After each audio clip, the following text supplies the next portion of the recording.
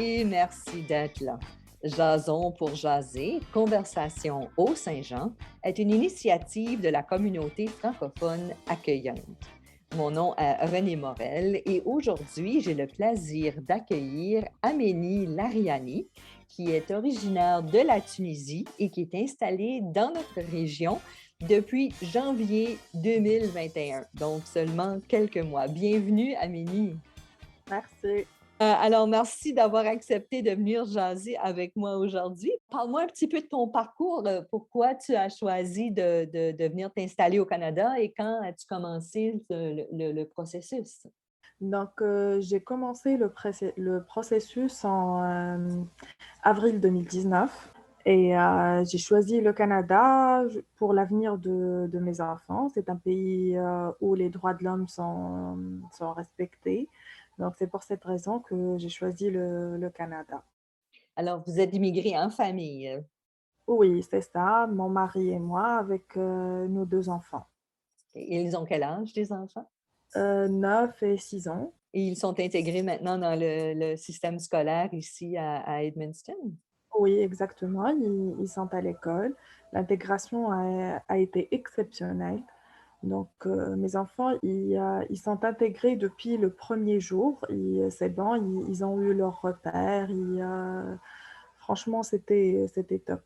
C'est pas exactement l'école normale à cause qu'on est en période de pandémie, mais ça se passe quand même bien. Ils se sont fait des amis. Oui, oui, exactement, parce que quand même, ils ont eu 2 mois, je pense, d'école présentielle. Donc oui, ils ont des amis, ils aiment leur maîtresse. Tout s'est bien passé, en fait. Je suis très heureuse par rapport à ça. Et pourquoi choisir Edmundston? Le Canada, c'est grand. Dans ton processus, tu voulais venir au Canada ou au début de tout, est-ce que tu avais une idée dans quelle région tu voulais t'installer? Ou...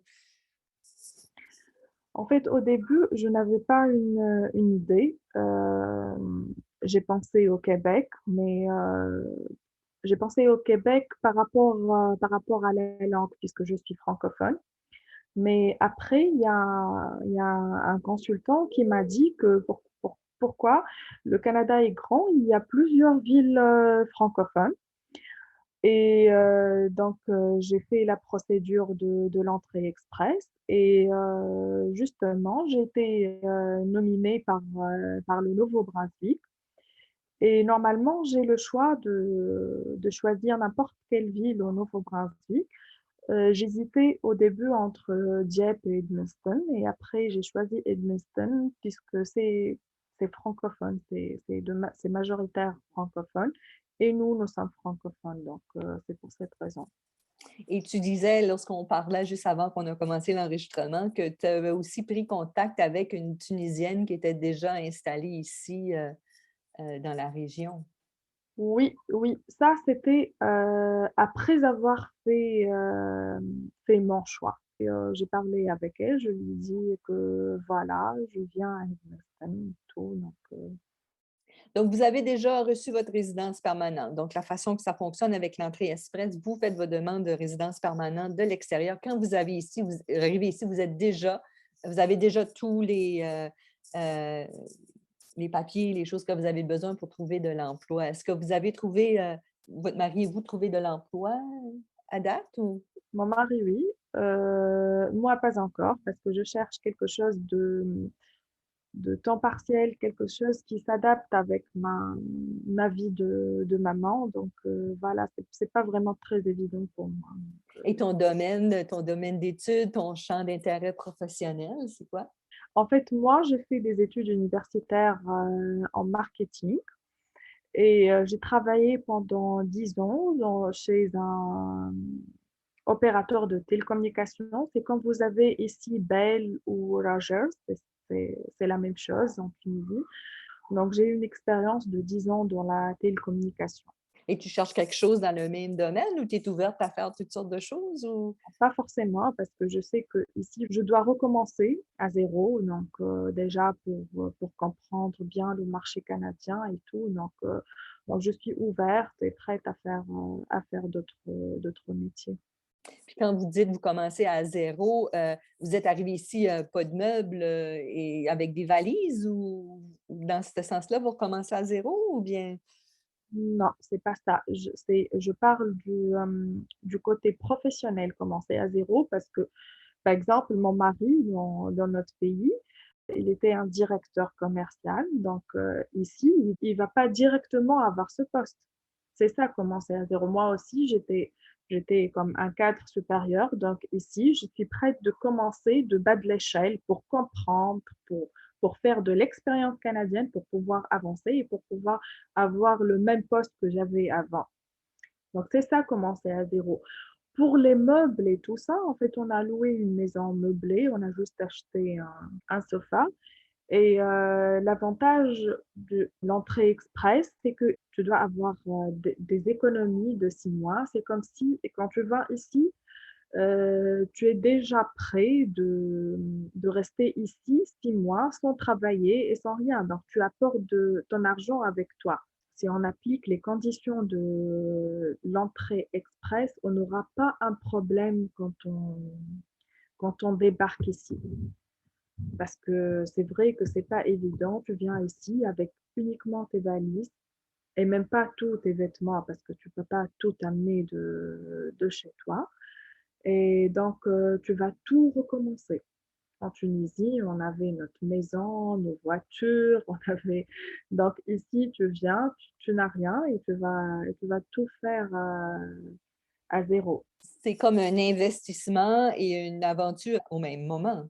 Oui, c'est pour cette raison que je comprends pourquoi il exige, l'IRCC, elle exige un montant bien précis pour pouvoir faire la procédure de l'immigration, de l'entrée express, pour pouvoir subvenir à tes besoins ici. Est-ce que vous avez vécu un type de choc culturel, soit au niveau de, tu sais, de la région ou même au niveau météorologique en arrivant ici au mois de janvier? En fait, franchement, pour mon cas, non, je n'ai pas eu un choc culturel ou un choc météorologique. Parce que, en fait, mes enfants, ils ont des cousins qui vivent au Canada. Donc, ils étaient vraiment, pour les enfants, ils étaient vraiment excités pour voir la neige et tout ça. Pour ma part, en fait, j'adore voyager, je voyage beaucoup. Donc, je suis plutôt impressionnée par tout ce qui est nouveau. Ça me choque pas, non.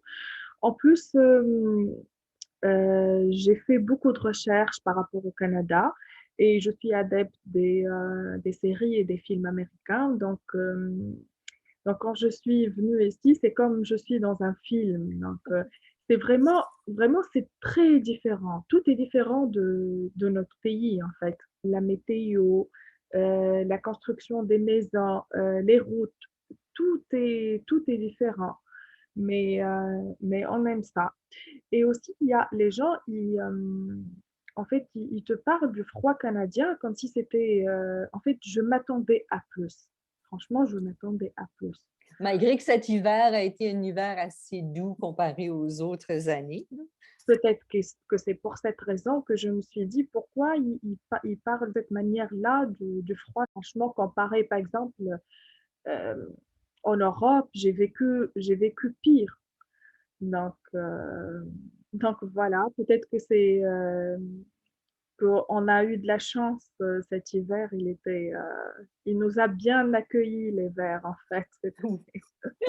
Est-ce que vous avez eu des surprises ou des difficultés à comprendre notre accent, nos régionalismes? Euh, Au début, oui, sachant que ma belle-sœur est canadienne. Donc, quand on se voit l'été, elle a un petit peu l'accent. C'est pas comme à Edmundston, je pense que l'accent, elle est plus d'accent que comparé au québécois, je pense. Au début, oui, c'était lourd. Et je faisais beaucoup d'efforts pour comprendre. Mais là, avec le temps, franchement, je me suis habituée et c'est devenu normal. Donc, vous avez pris l'oreille. Oui, oui. Est-ce qu'il y a des expressions ou des choses qui vous ont surpris ou des choses que les gens disent ici que vous avez adoptées? Adopter, oui, j'ai adopté le mot correct et le mot excusez. Je ne disais pas ces deux mots parce que nous, on dit excusez-moi, pardon, mais ici c'est excusez, excusez. Aussi le mot correct, correct. Donc, je n'utilisais pas avant ces deux expressions, mais là, je les utilise de plus en plus. Il y a le mot breuvage, c'est pour dire boisson. Oui. Nous, boisson, c'est plutôt quelque chose qui est alcoolisé. Ah, d'accord. Nous, Oui. même pour l'eau, on dit boisson. OK. Tout ce qui se boit, c'est boisson. On ne dit pas breuvage. Breuvage, c'est pas le mot anglais que vous l'avez francisé. C'est peut-être beverages, je ne sais pas. C'est comme une Oui, expression, oui. exactement. Parce que Peut-être. je pense que dans la langue française, ça n'existe pas le mot breuvage. C'est anglais. Mais c'est peut-être un vieux mot aussi. Peut-être Oui, que c'est peut-être parce qu'on a gardé aussi des anciens mots de la France lors de la colonisation qui sont restés ici, mais qu'en France ne s'utilisent plus. exactement. Comme le chandail aussi. En France, ils disent un t-shirt, un pull. Ou un pull, oui, Ouais, exactement. ici, c'est chandail. Oui, oui, il y a beaucoup d'expressions, mais on s'adapte. C'est pas méchant, c'est au contraire. En fait, en faisant le projet d'émigration, on doit être ouvert. Sinon, on va pas réussir ce projet. Parce que vous nous acceptez comme nous sommes, avec notre accent qui est différent à le vôtre, avec notre culture qui est différente. Donc, nous aussi, on doit être ouvert et on doit s'intégrer à cette société, sinon on va pas réussir ce projet. Et c'est ce qui me plaît au Canada, c'est le côté multiculturel. Ouais, c'est ce qui me plaît parce que et c'est très enrichissant en fait. Mhm. C'est un pays très riche avec le nombre des communautés qu'il a. Mais écoute, merci beaucoup, Amélie, d'être venue jaser avec moi aujourd'hui. Notre temps est déjà terminé. Merci à vous. C'est un honneur pour moi. Merci pour votre accueil, pour votre générosité. Les gens d'Edmundston, c'est vraiment des gens merveilleux. Ils sont très gentils, très accueillants. J'ai aimé vivre ici avec vous. Le plaisir est à moi et je vous remercie énormément. Merci René. Merci, peut-être qu'on se croisera à l'épicerie dans les prochaines semaines ou dans les prochains mois. Alors, merci Amélie et merci à vous, chers auditeurs et auditrices, d'avoir été des nôtres. Je vous invite à vous abonner à notre chaîne et de ne pas oublier de cliquer l'icône notification pour ne pas manquer nos prochains épisodes. Et surtout, n'hésitez pas à partager dans vos réseaux. Cette émission est une réalisation de la communauté francophone accueillante qui regroupe la ville d'Edmundston, la communauté rurale du Haut-Madawaska et la Première Nation Malécite du Madawaska dans le nord-ouest de la province du Nouveau-Brunswick. Ce projet est rendu possible grâce au financement du ministère de l'Immigration, Réfugiés et Citoyenneté Canada. Tout droit réservé en cette année 2021. Merci et à la prochaine.